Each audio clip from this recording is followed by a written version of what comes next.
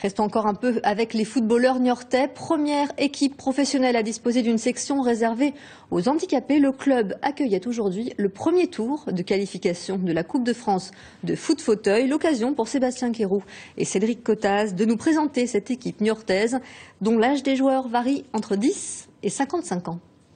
Allez les gars, à fond hein. Ils s'appellent Antonin, José ou encore Alain.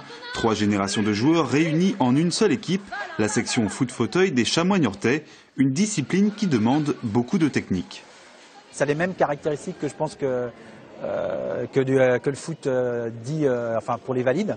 Parce que pour moi, il y a le côté technique individuel, il y a le côté, on a bien vu, tactique, et puis il y a aussi l'équipe, parce qu'effectivement, on ne joue pas que pour soi, on joue pour le collègue. On essaye, voilà. Lancés à 10 km/h, les Chamois se battent comme ils peuvent pour contrer les offensives de l'adversaire. Et attention aux erreurs techniques, car la coach veille au grain. Les gars, ça va pas, ça va Théo?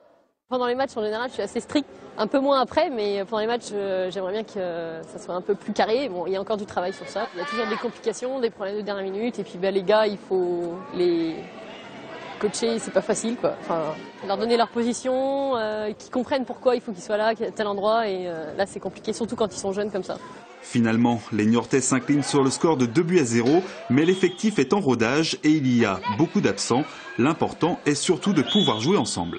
Ils portent les couleurs de l'équipe, ils ont leur maillot avec leur nom et tout, on participe à quelque chose.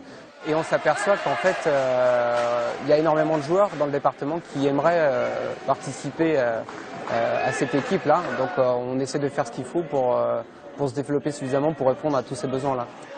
Si la Coupe de France est terminée pour les Chamois niortais, le championnat de 3e division continue.